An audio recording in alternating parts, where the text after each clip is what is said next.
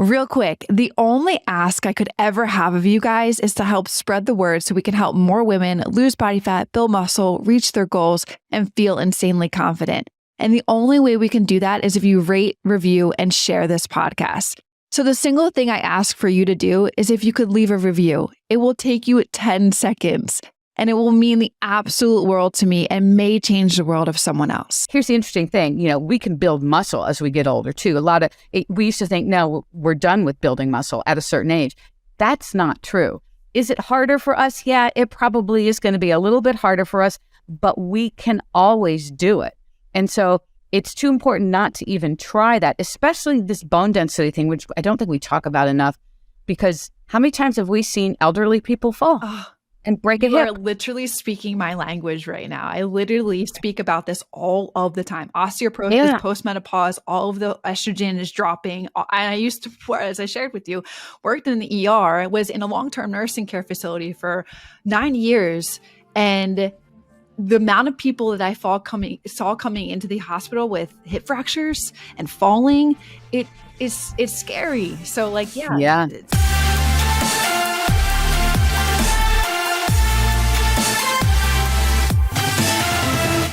What motivated you to start this journey to, getting better and on your road to recovery, right? And then, what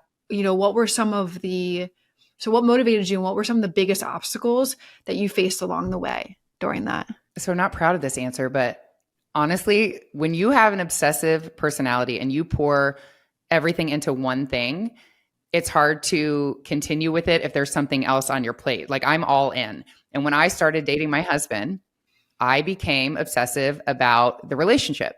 And he was a Pro Bowl linebacker in the NFL, and he was in the height of his career, and I had no self-worth. So I spent my days finding message boards where groupies would go and write about their little flings with players, and I would type his name in that search bar every day.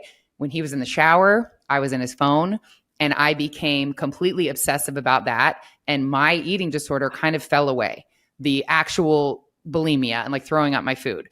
I wasn't doing that anymore because my obsession shifted. And I say now, if there's a firstborn obsessive perfectionist personality listening, I'm not saying go stalk your boyfriend or your husband and then your eating disorder will stop. But I am saying if you have that kind of personality, try channeling your obsession somewhere else, somewhere positive. Think of something that you love to do or teach someone how to do something. Once you can channel that obsession away from it, it will fall away. I did not get treatment, but I will also say that because I didn't get treatment, I am also called on a lot by the eating disorder community that I use fat phobic language. And maybe I don't say things the right way. And had I gone to treatment, I would say things the right way, but I'm just sharing my story. Sure. And when I started obsessing about the relationship, my eating disorder fell away. So I wasn't physically abusing my body, but like I said, severely restricting my calories and working out 2 times a day, only cardio. And there was this moment of clarity when a trainer at my gym was like, I see how frustrated you are. And I want to help you. And I'm like, you can't. I'm doing everything right. I work out every day. I barely eat and I can't lose weight. And he's like, well, yeah. He's like, you're over exercising and you're under eating, just very casually. Obviously that's the problem. And saying that to someone that wouldn't eat carrots at one point and used to throw up her food, I'm like, eat more to lose weight was not even something I would consider. But at that point, Nikki, I had tried all the diets. I had, had eating disorders, done everything. And like I said, I was about 20 pounds heavier and frustrated because I felt like I was doing it the way women are taught, calories in versus calories out. So as long as I'm just barely eating and over exercising, I will be thin. And you can get your body to a point where it's not going to get thinner. It's going to shut off because it doesn't trust you and you're not fueling it enough. And I know you had a similar situation with restriction and over exercise. Women think that's how to do it. And when I was living that way, I was 20 pounds heavier. I was miserable and frustrated because I was doing it the right way, in quotes, and it wasn't working. So he convinces me to download MyFitnessPal and to figure out my macros, which I still have PTSD when I see macros because I used to be obsessive about it. But I will say that learning my macros and learning that I was under eating by 900 calories a day shifted things for me. It made sense. I see the numbers. He's like, you are under eating. Once you start eating again, your body, your metabolism is going to turn back on because it's going to trust that you're going to fuel it. And I had nothing to lose. So I trust this trainer and I start eating maybe double what I was eating before. And I was super cautious about it. Like I was eating really healthy, but I was eating a shit ton, in every couple hours. And maybe in a month, I lost 5 pounds. And for the scale to budge at all was astonishing to me. And I'm I'm eating more and I'm losing weight. And I felt hungry again. And I turned on my metabolism. So that trainer telling me to eat more, that I was over exercising and under eating, which I thought was the way because women are taught that that's the way, changed everything for me. And the other component was lifting.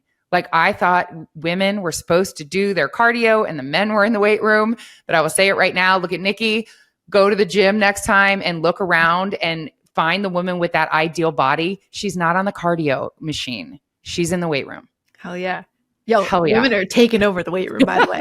Because muscle is the most metabolically active tissue on your body. And the more you have, the more you burn, even when you're not working out. And women, picture the big, bulky bodybuilder lady. Your body's not going to do that naturally. Your body will tone when you lift. And I was not lifting heavy because I just wanted to tone. And I had zero tone until I started lifting heavier. And I'm not a trainer. I'm just a mom who figured this out and needs other women to trust me that if you are shying away from weights because you think you're going to bulk or, you're sticking to 5s or 10s because you don't want to bulk, you are not going to get that muscle tone unless you lift heavier. And putting muscle on your body is going to stoke your metabolism. You don't even have to work out as much.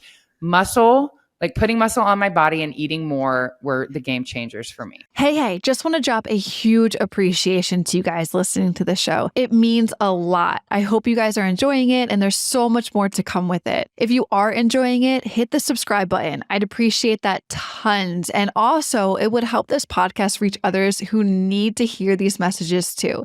Basically saying that exercise, strength training in particular is the thing for all of us to be doing. And even if you're not a strength training fan, you'd rather do other things. I get it. That's cool. Do other things. But strength training is too important to not include in some way, shape, or form in what you're doing. And it's also obviously it's going to build muscle mass. And when you have muscle mass on you, your quality of life as you get older going to be much better. It's going to increase the strength of your bones. Bone density can improve. And here's the interesting thing. We can build muscle as we get older too. We used to think, no, we're done with building muscle at a certain age. That's not true. Is it harder for us? Yeah, it probably is going to be a little bit harder for us, but we can always do it. And so it's too important not to even try that, especially this bone density thing, which I don't think we talk about enough, because how many times have we seen elderly people fall and break a hip? You are literally speaking my language right now. I literally speak about this all of the time. Osteoporosis, postmenopause, all of the estrogen is dropping. And I used to, as I shared with you, worked in the ER. I was in a long-term nursing care facility for 9 years. And the amount of people that I saw coming into the hospital with hip fractures and falling, it's scary. So it's scary. It's so scary. And your chances of not breaking something, well, first of all, your chances of not falling have gone up dramatically, right? If you're stronger, you're more stable, but even if you should fall, the chances of you breaking something are going down so much because now you've built up your bone density. So to put it all in a nutshell, I think those are all the reasons why every single one of us should be focused on building strength and muscle. And that doesn't mean you have to be a bodybuilder. And I think that's another thing that we get in our heads. We're going to get big and bulky, the Hulk or something like that. And I got to tell you, that ain't going to happen. Exactly. None of us have to worry about that. Yeah. Ever. Yep. Ever. Yeah, exactly. So first of all, because you had 4 kids, and I'm sure the audience is like, oh my God, like I'm struggling right now. I just had 1 or I had 2, or, I feel like it's like you said, it's daunting to them. They had their postpartum, they gained this weight, and all of a sudden they're like, how do I bounce back and get my body back? So in those stages of you learning about macros, all science-based, totally makes sense. Love that you dove into that a little bit. But let's talk to a mom that just had a baby and is struggling with knowing where to start. Where do you even start after because 10 weeks and you got those abs, that's fire. That's incredible. And to macros, I need to pinpoint that as well. But what would you say to a mom that's like, I'm postpartum, this is what I'm dealing with. I inspired to Amber's story. Where do I start?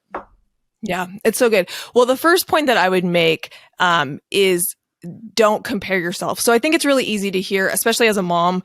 I'm sure there's moms that are listening to this are like, well, that has not been my experience. I couldn't cut for 10 weeks and see abs. And so it's really easy to start that comparison game of why can't my body be like that? Why can't I have that experience? And I think one of the things that I teach women a lot in my program is that when we surround ourselves with a community of women, it can be really powerful and it can be really uplifting if you use it in the right way. And the way that is the right way to use it is by using someone's success as an opportunity to see what's possible for you, rather than a comparison of making yourself feel bad that you're not where that person is at. So I think what you don't hear, or that maybe you haven't considered, is that 10-week cut that I did in 2016, yes, was a 10-week period of time, but I was not new to lifting. I was not new to working out. I had a physical fitness routine before that. So I had put a lot of time and effort in years prior to that, so that when I found that piece of nutrition, it all just kind of clicked and everything came together. So I think knowing that full story is really important, because for a mom who's just coming off having a baby, like starting slow and adding one thing at a time is going to be the best way for you to be successful. And what I don't want you to do is to run out and feel like I have to, get a gym membership and I have to learn how to lift weights. And I also have to add macro counting. And then, I probably should do, drink water. And then I probably need to go on runs and adding all of these things. Yes. And then take care of this little baby that sucks the life out of you for the first year of their life. And so I think we do ourselves a disservice, especially as moms, of feeling like we have to do it all in order to be successful. And because most of us don't want to do it all or can't do it all, then we do nothing at all. And we sit in the cycle of not adding anything that's going to move us towards our goals. So my biggest recommendation for a woman who's listening to this, who's getting back in, is postpartum, is trying to make those healthy changes, is to make healthy changes one at a time. And, that can start very small, as going for a walk with your baby, putting them in the stroller and going for a daily walk. If you're wanting to start to get into nutrition and pulling, I always talk about pulling levers in our journey, because the thing is, most women want to walk up to this big board with lots of buttons and lots of levers, and they want to push all the levers and pull all the levers and push all the buttons all at once. And when you do that, not only is it overwhelming, but you don't really get a sense of which lever creates what change in your body. And so I love to have women pull levers one at a time, because it's let's start with just the single lever of, exercising and going for a walk every single day. And then let's layer on the next lever of, if you want to get into nutrition, let's start with you just tracking what you're eating. Don't change it. Don't modify it. Let's just start getting you into the practice and the habit of tracking your food and being more aware of the food that you're eating. And so I know it feels, everyone always wants the fastest results, and they just want the fastest transformation possible. But I love to help women shift from getting the fastest transformation possible to the longest transformation, the longest lasting transformation. And that is done by having grace with yourself, starting slowly, adding things one at a time, pulling those levers one at a time, and really making this a habit. I know it's overstated all the time. We double tap that on Instagram, but we don't actually integrate it, of making these things a habit for the long run. Real quick, the only ask I could ever have of you guys is to help spread the word so we can help more women lose body fat, build muscle, reach their goals, and feel insanely confident. And the only way we can do that is if you rate, review, and share this podcast. So the single thing I ask for you to do is if you could leave a review. It will take you 10 seconds, and it will mean the absolute world to me and may change the world of someone else.